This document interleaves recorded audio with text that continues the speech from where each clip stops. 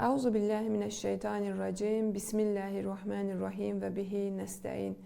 Salamlayıram sizi dəyərli tamaşaçılar. Bu Fitr bayramı günündə hər birinizin bu mübarək gününü təbrik edirəm. Allahdan sizə sağlam, can, bərəkətli ömür və ruzi diləyirəm. Hamınızın Fitr bayramı, yəni Ramazan bayramı, elin dili ilə desək Ramazan bayramı, amma həqiqətdə bu bayram bizim dinimizdə və məzhəbimizdə Fitr bayramı adlandırılır və İslam dünyasının ən böyük, ən gözəl bayramlarından biridir ki, həm gözəl əməlləri var, həm sevindirici bir haldır ki, o kəslər ki, bir ay ərzində müvəffəq olublar ki, Allaha itaət etsinlər, bəndəçilik etsinlər, oruc tutsunlar, bəs onların şad və xürrəm olduğu bir gündür. Allah Teala hər kim ki oruç tutmağa nail olmayıb, hansısa bir səbəbdən, hansısa bir dəlildən, Allah o kəslərə də inşallah ki oruç tutmağı nəsib etsin və digər insanları və müsəlmanları da inşallah ki bu gündə dua etməyi unutmayaq. Hər birinizə xoş diləklər arzulayıram. İnşallah ki bayramınız mübarək olsun deyirəm. Amma baxmayaraq ki artıq Ramazan ayını geridə qoyduq və bugün Şəvval ayının biridir. Ramazan bayramıdır, Fitr bayramıdır. Mən istəyirdim ki Ramazan ayının bu son günlərini geridə qoysaq da bu bayram gününü də gözəl bir ayə ilə inşallah ki başa vuraq. Gözəl bir nöqtələrlə başa vuraq. Və Quranın 30-cu cüzündən olan ayəmiz qalıbdır. Mən bayram hədiyyəsi olaraq sizə məhz bu ayəni çatdırıram. İnşallah ki, Allah bizi müvəffəq etsin ki, Allahın ayələrinə əməl edən şəxslərdən olaq. Hansı ayədir bu? Hamımızın bəlkə də əzbərə bildiyimiz Quran-ı Kərimin 30-cu cüzü, deyərdim ki, insanların daha çox oxuduğu və əzbər bildiyi surələrdir. Və burada çox gözəl nöqtələr vurğulanıbdır. 30-cu cüzdən olan Huməzə surəsi. Huməzə surəsinin məsələ birinci ayəsinə biz toxunacaq. Bismillahirrahmanirrahim. Veylun likulli huməzətil luməzə. Çox sadə və hamımızın bəlkə də tərcüməsini də əzbərə bildiyimiz bir ayədir. Amma insanların çox çətinliklə əməl etdiyi bir ayədir. Huməzə surəsinin bu ayəsində Allah təbarək və təala deyir ki, insanlarda eyb axtarmağa adət edən və başqaları haqqında həmişə pis danışan hər bir kəsin vay halına. Veylun likulli huməzətil luməzə. Vəy sözü yəni həmin o vay halına mənasındadır. Bir var ki, mən bir bəndə olaraq, mən bir insan olaraq hansısa insana düzgün olmayan və yaxud insafsız şəkildə vay sözünü işlədim. Bir də var ki, Allah Teala Quran-ı Kərimdə Allahın öz sözü olsun ki, vay olsun o kəslərə ki, insanlarda eyb axtarmağa adət ediblər və başqaları haqqında həmişə pis danışırlar. Bu şəxslərə işarə olunur. O şəxslərin hər birinin vay halına deyir Allah Teala. Yəni, əgər Allah Teala bir insana bu cür müraciət edibdirsə ki, vay onun halına, yəni o insanın həqiqətən də aqibətinə qorxmaq lazımdır. O insanın haqqında qorxmaq lazımdır. Əgər o insan hər bir şəxsdirsə fərqi yoxdur. Özünü adət etdiribsə ki, cəmiyyətdə ancaq insanların eyblərini araşdırsın, eyblərindən danışsın və yaxud insanlar haqqında, başqaları haqqında həmişə çirkin sözlər danışsın, vay o şəxsin halına.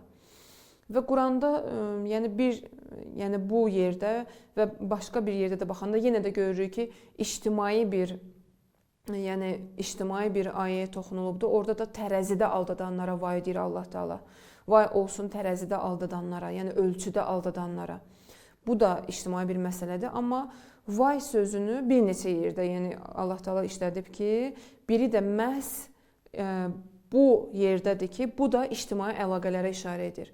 Nəyə görə? Çünki həmişə eyb axtaran, insanların eybini danışan şəxslər və həmişə başqaları haqqında pis və çirkin sözləri dilə gətirən şəxslər bais olur ki, cəmiyyətdə insanlar bir-biri ilə soyusun, cəmiyyətdə insanların arası pozulsun, insanlar bir-birindən uzaqlaşsın, dostluq münasibətləri düşmənçiliyə çevrilsin.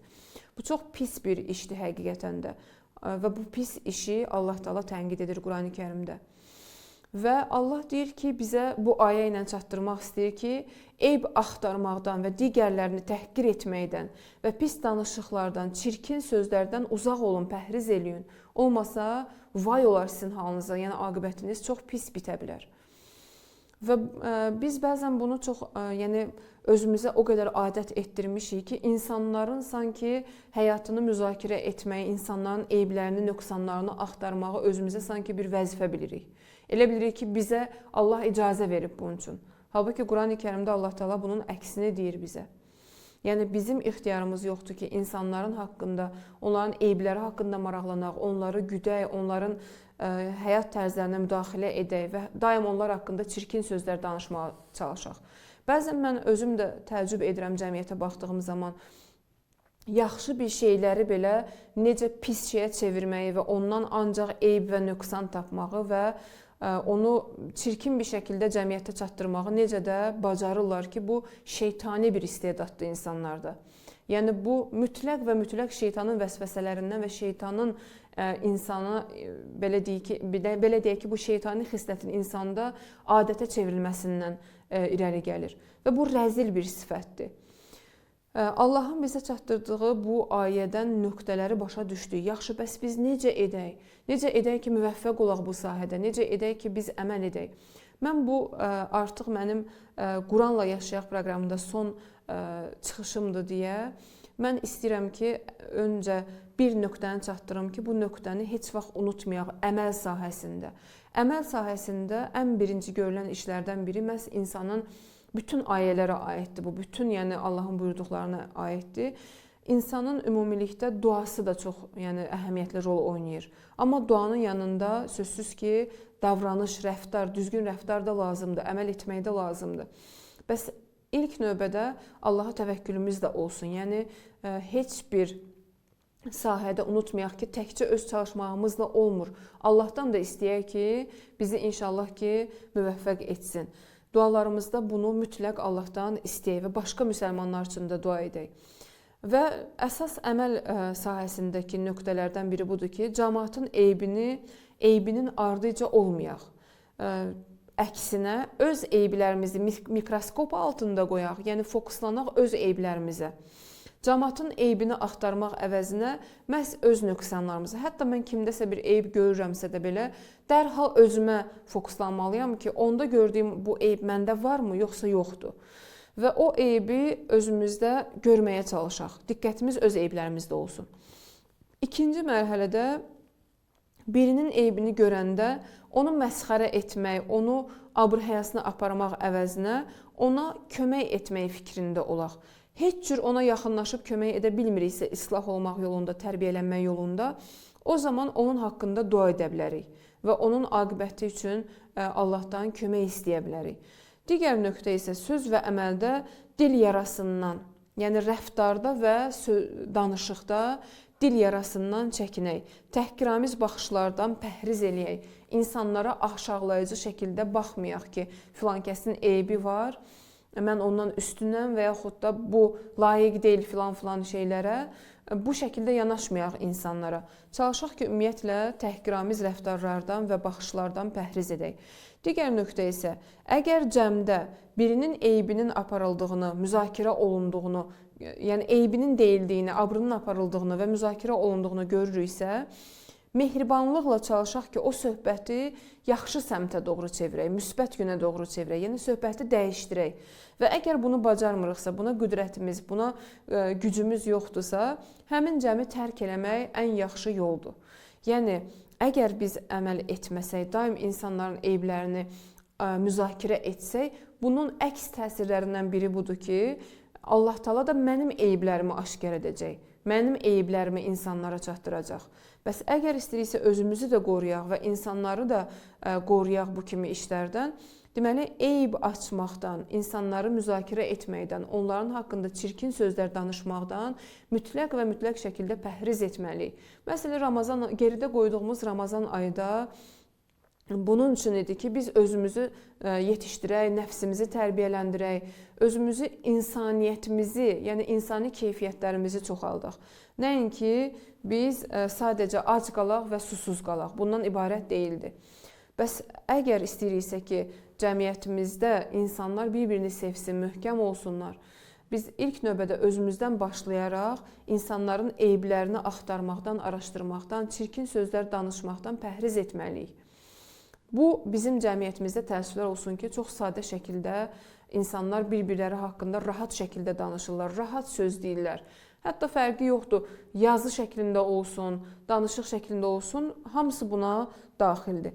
Bəs deməli biz diqqətli olmalıyıq. Nəyə görə? Çünki Allah Taala eyb axtaranların aqibəti haqqında Qurani-Kərimdə deyir, vay olsun o şəxslərə, yəni aqibətləri yaxşı bitməyəcək. Gəlin öz aramızda cəmiyyətimizi möhkəmlətmək üçün, düşmənin müqabilində möhkəm olmaq üçün ictimai əlaqələrə, insanların haqqında danışdığımız sözlərə və insanlarla olan rəftarlarımıza, xüsusilə də özümüzün və ailəmizin rəftarlarına diqqət edək. Biz əgər ədalətli şəxslər olsaq, digər insanların hüquqlarına riayət etsək və ayələrə əməl etsək, sözsüz ki, Allah Taala da öz bərəkətini bizə nazil edər. Öz kömək əlini bizə uzadar və biz sözsüz ki, nəticə etibarilə müvəffəq olarıq. Çox qorxulu bir haldır ki, insan elə bir həyat tərzi sürsün, elə bir həyat tərzi yaşasın ki, Allah Taala ona vay desin, vay olsun onun halına. Yəni cəhənnəm əhli olar insan. Bəs deməli Allah Taala insanların abır-həyasına, insanların belə deyək ki, adının qorunmasına çox diqqətli bir, yəni diqqət olması bir nöqtədir ki, çox diqqəti var Allahın. O yüzden də biz bu məsələdə diqqətli olmalıyıq ki, yalnız öz eyblərimizlə məşğul olaq. Öz eyblərimizi aradan qaldırmağa çalışaq ki, elə biz əgər eybsiz, nöqsansız davranmağa çalışsaq, sözsüz ki, cəmiyyətdə düzgün bir nümunəyə və örnəyə çevrilmiş olarıq və cəmiyyətə böyük bir fayda verərik. Eləcə də övladlarımız, ətrafımızdakı insanlar da bizdən yaxşı şeylər öyrənərlər. Və bu ən başda, ilk növbədə bizim öz ruhiyyəmiz üçün yaxşıdır, öz mənəviyyatımız üçün yaxşıdır və Allahla rabitəmizin düzgün olması üçün yaxşıdır. Çox təəssüflər olsun ki, artıq bu bəhsdə də sona yetişdik və Quranla Yaşayaq proqramını bir ay ərzində sizinlə bərabər olduq. Allahdan diləyirəm ki, inşallah ki, bu ayələrə diqqət etməkdə, bu ayələrə əməl etməkdə Allah sizi müvəffəq etsin və çalışın inşallah. Heç vaxt naümid olmayın və heç vaxt da gec deyil. Allah sizə gələn il Ramazan ayını da nəsib etsin inşallah. Ömrünüzü, həyatınızı, ruzinizi inşallah ki, bərəkətli etsin. Bir daha bayramınızı təbrik edirəm. Sağ olun, salamat qalın.